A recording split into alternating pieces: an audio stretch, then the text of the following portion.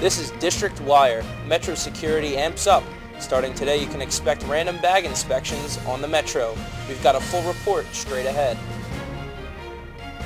And Teach for America is on campus today. They're giving out hot chocolate and cider on the quad, hoping to recruit more students to their program. But not everyone says Teach for America is a good idea.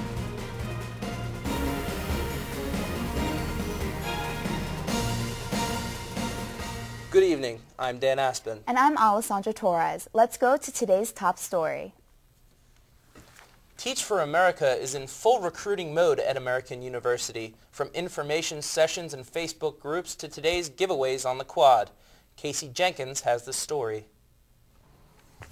Teach for America is at American University today, but not just today.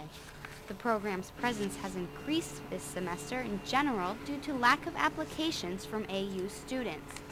Will Herman, an American senior and Teach for America's campus campaign coordinator, is hoping to recruit more students to apply to the program. What Teach for America is, it's a national nonprofit organization whose mission is to close the achievement gap for low-income students that live in low-income communities.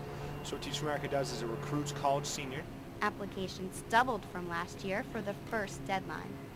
He is giving out hot chocolate and cider today to promote the second deadline, November 7th.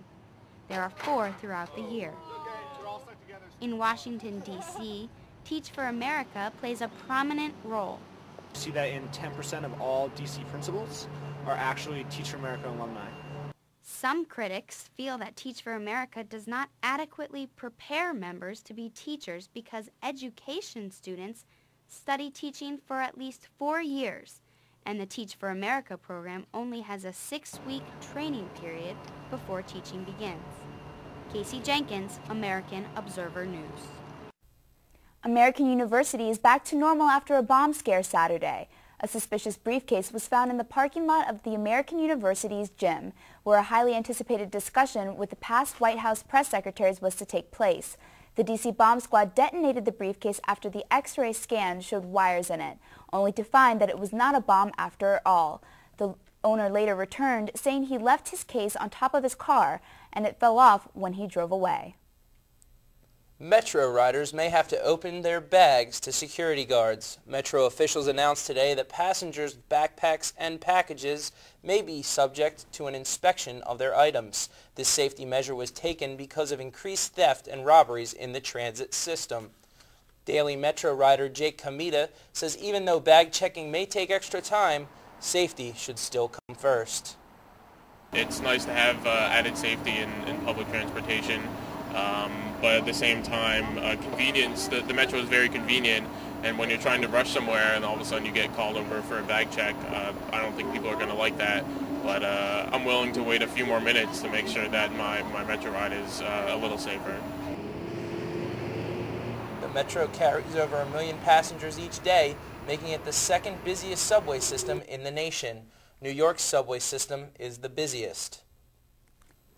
Today marks the debut of a new Metro bus. 15 of the ultra-long accordion-style buses begin their route along the U8 line today. The buses are silver and red and carry up to 103 passengers. The buses cost almost $800,000 apiece.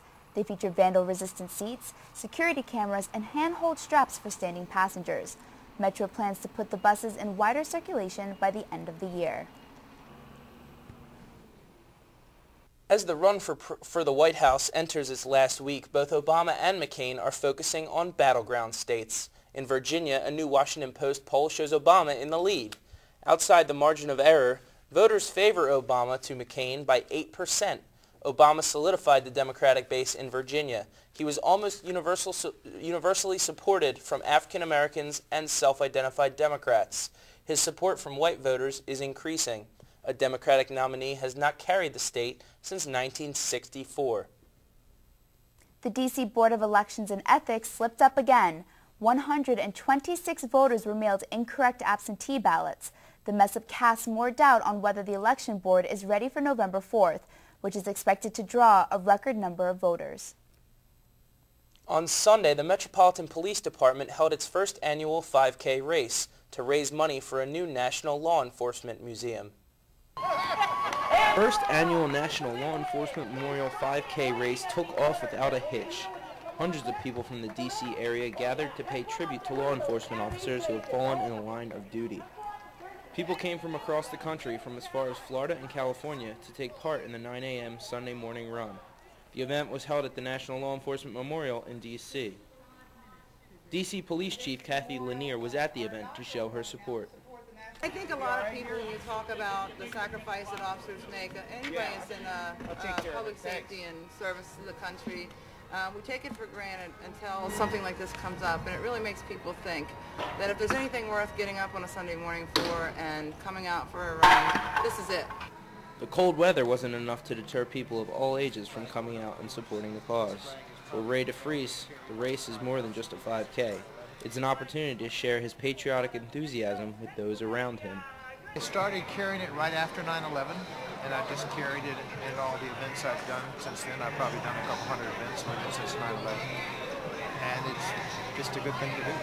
People respond very well to it. Ray estimates that over 5,000 people have carried his flag since he started carrying it. He says he is confident that it is the most shared flag in America, and true to his word, Ray waited to finish the race so that he could hand it off to a friend. The organizers of the event expected around 200 people to show up on Sunday. They were pleasantly surprised when about 600 people came out to show support for their country and for the people who make it safe to live in.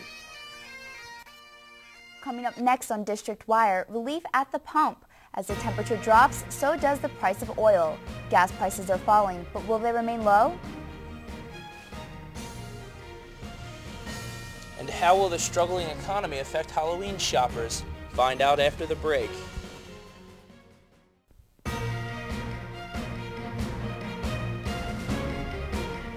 Across the country, motorists are breathing a little easier. Gas prices have dropped more than 53 cents nationally over the past 2 weeks. The average price of gas is now just over $2.50. The drop in price is due to dramatic cuts in the price of crude oil. OPEC says barrels of oil are now $61. With oil prices plummeting and the economy on the rocks, people are still in the festive spirit for Halloween. Emily Jarvis went to Adventure Halloween store to see how the change in the economy is affecting sales. Jokers, killers, and politicians, oh my! For just 2 weeks before Halloween, stores are offering up major discounts to get customers in the door. But assistant manager Michael Benjamin says his store has already doubled its profits from last year. Our sales doubled this year, so since we having such a great sale, we added more incentive to it to have more people come inside the store, so we have a blowout sale. This customer thinks parents are willing to sacrifice to give their kids a good Halloween. I think parents find a way to make up the difference themselves by, getting one less beer or going out one fewer time. Halloween is a $5.5 billion industry, and this year political costumes are helping to boost the economy. But Obama and McCain masks may be hard to find. But we sold out. Obama we sold out in 1 day. McCain we sold out in about 3 days. Nearly 70% of adults participate in Halloween activities. The National Retail Federation estimates that each person will spend about $60 on costumes and decor. Even in these troubling economic times, Halloween stores are raking in record profits. Both Democrats and Republicans are both turning out at Halloween stores across the city. Emily Jarvis, American Observer News. That's all we have for today. Thanks for joining us. You can see our website, districtwirenews.com.